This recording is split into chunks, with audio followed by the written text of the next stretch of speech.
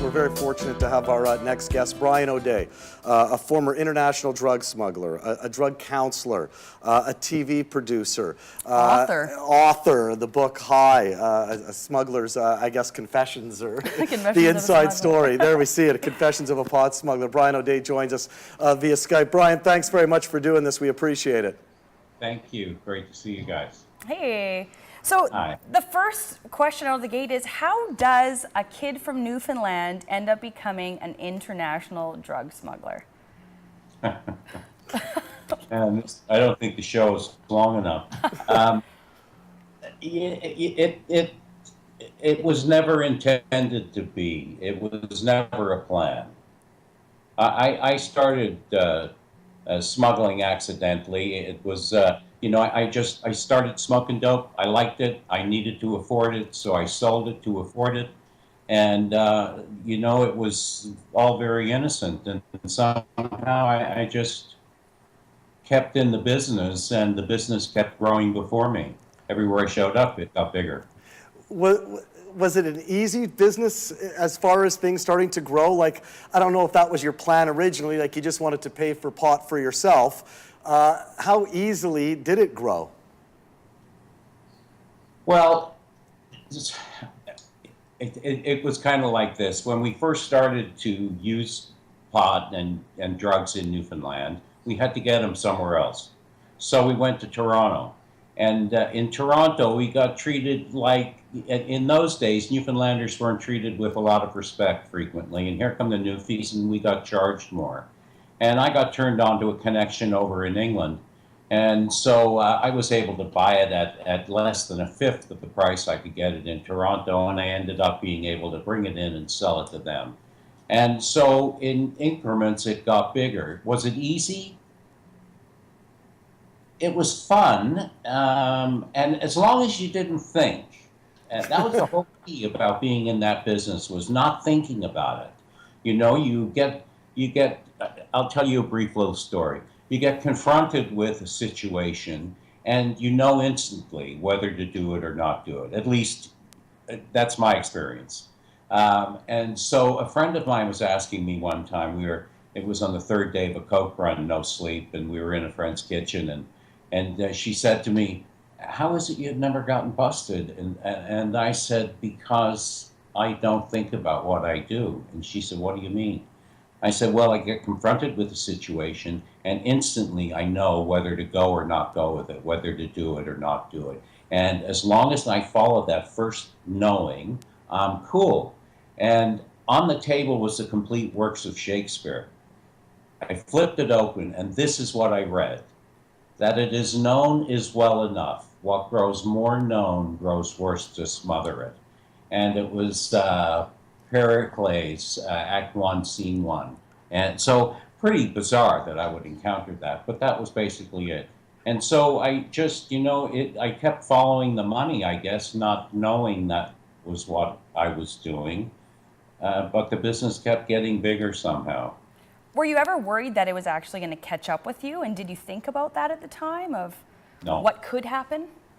No. You were just living in the moment of it all. Always, one always knows the potential of the other side of the coin. You know it. So you don't dwell on it. If you dwell on it, you don't stay in the business, or you get broken quickly. That's a big interference in that world. You mentioned it's a price we're willing to pay, right? Yeah, no, obviously. And look, we all have our preconceived ideas, whether it's movies or television, of how glamorous that lifestyle would be until you get caught. Do the stereotypes fit? What was it like when you were at the peak of your business empire? Oh, we were having a great time. What can I say? We had, the money wasn't an object. Going anywhere, staying anywhere, doing anything, it wasn't an object. And so we had a lot of fun, and we had a lot of fun doing it. We had a lot of fun with no money. There you go. There's a great story about that bird, by the way. I was going to ask you about it. That was during your pirate days? Yeah, okay. You'll get it. There's my friend Carol Frank, what a wonderful person. I was counting money there to pay the crew on our last load. In my hand was money, and that was a joint. So you, as you said, as you're sitting around that kitchen table talking about, when your friend says, how is it that you haven't got caught? What I find interesting was you got out of the business and then you got caught. Is that how it played out? Yeah, so basically the last deal we did was we made a 75-ton purchase over in Vietnam. And we split that into 2 loads. We brought it in 2 loads. So we brought the first load in, and we had a deal in our organization. No one did coke. And one of the guys wouldn't stop doing coke, so we got rid of him, told him to disappear, and he'd get paid. And he disappeared. He came back looking for money when we were halfway through it. We gave him a little bit of money. It didn't satisfy him. He went to the DEA, told them what we were doing. And they followed us for the next year. We didn't know it. However, we were able to discover, it's a long story, but if you want to know, you can buy my book. We were able to discover the day before we were going to bring the load down from Alaska into Washington and then put it in our trucks and send it off to California and then from there to the U.S. The day before we brought it down, we were able to find out that they were on to us and they were actually following us. So, we quickly organized a ruse because basically now we knew that they knew, but they didn't know that we knew they knew. So we were able to pull it off, orchestrating them to go look at something while they, when we knew they were looking at what we wanted them to look at, we came into another port, broad daylight basically, and offloaded the trucks in 5 hours. Downtown Bellingham, and because they were looking elsewhere. And so finally, when we got the load down into California, we brought our boats that they were looking at down across the border from Alaska down to Inside Passage and across the Canadian border into the U.S. They hit us, 100 of them basically, helicopters and seaplanes and DEA and FBI and every acronym police agency. And there was fresh coffee and donuts on the boat. So they flipped. And, nice welcome for you. Yeah, I ended up with too much money, not enough brains, and had a coke overdose. So I got sober and I went to work at a drug and alcohol hospital after that. And that's when the cops showed up, when I was working I was the head of volunteers and I was doing a couple of groups there. And they showed up at my house one day and they came in and the one cop said to me, we know what you do, O'Day. You work with dopes and drunks. This ain't about change or rehabilitation. This is about your life, motherfucker. Now do the right thing. And I said, I'd like to call my lawyer. And they said, well, don't call him because we're going to get him next. So there you go. Did you think, though, once you cleaned up after the drug overdose and you're working in rehab, did you think you were home free at that point? No, I never thought I was home free. You know what? Oh, I'm losing a little technical problem there. We are. We're stuck. I see me stuck. There we go. You're back. Oh, yeah, you're back. Okay. So who am I? I'm a nobody, and I'm sorry. Bring me back to that question. My question was, I just was wondering that when you started working with addicts in rehab, did you think you were home free at that point? Did you think, okay, the cops aren't looking for me anymore? So no. In answer to your question, I'm such a little picture, and the entire the U.S. federal government was against us, and that you can't throw egg on that face and walk away from it.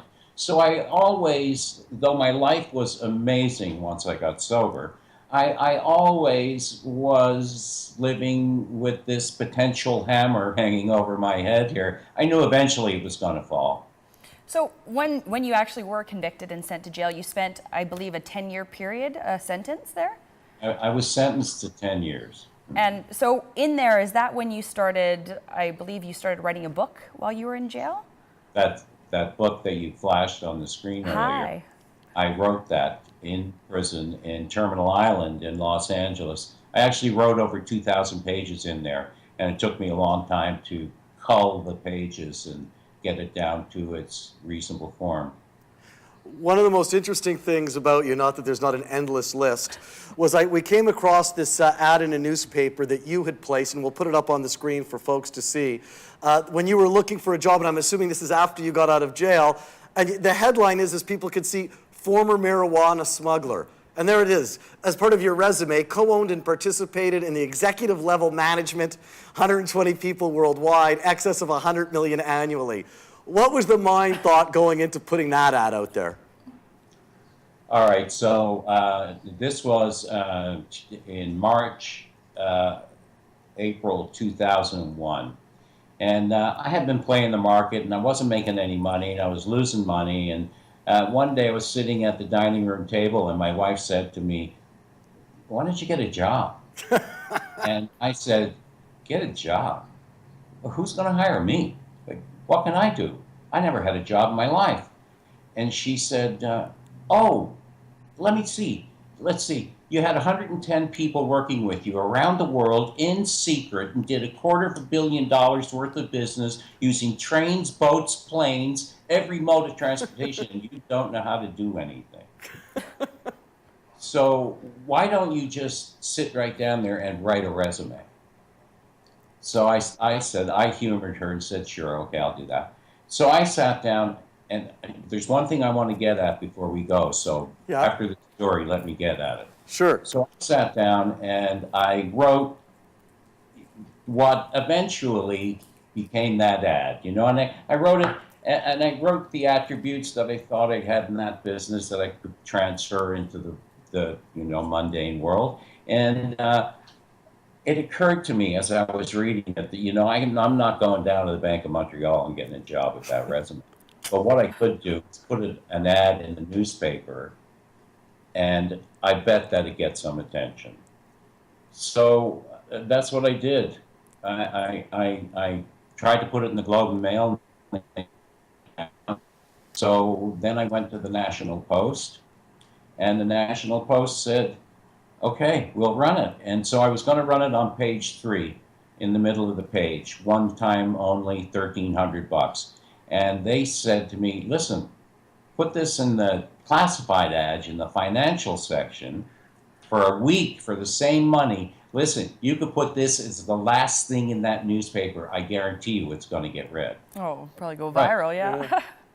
I got 600 responses by mail with postage stamps sent to the National Post from all over the world.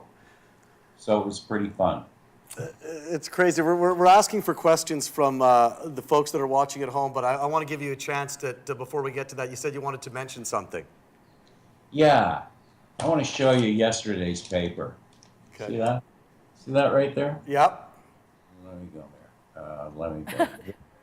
Oh. Yep. Okay, and you see that guy? Yep. All right.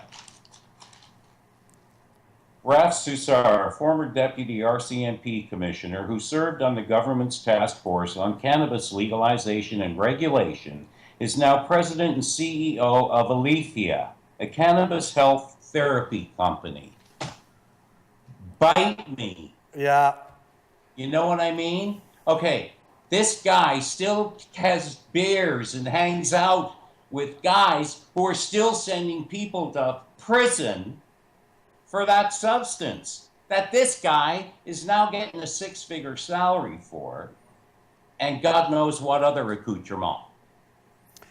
You know what? I was wondering when you were going to come on the show, just about here you were, you went to jail for dealing with marijuana. You've had so many different incidents, and now all of a sudden it's going to be legal, and I was wondering what your thoughts were on that, but I'm getting a sense I can pick up on some of that. Ernie Eves, former premier of Ontario, head of the biggest pot company in Jamaica, the former chief of police of Toronto, the head of the whole thing. It was his file.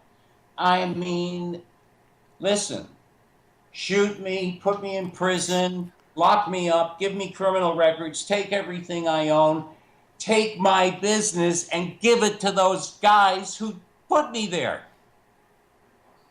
A little hypocritical, I guess. I'm going to lead into one of the questions that we do have from an audience, a viewer right now, and their question is about your jail stay and how was your experience while you were in jail? Awesome. Awesome? Yeah. That's not maybe the word of any of us expected you to say.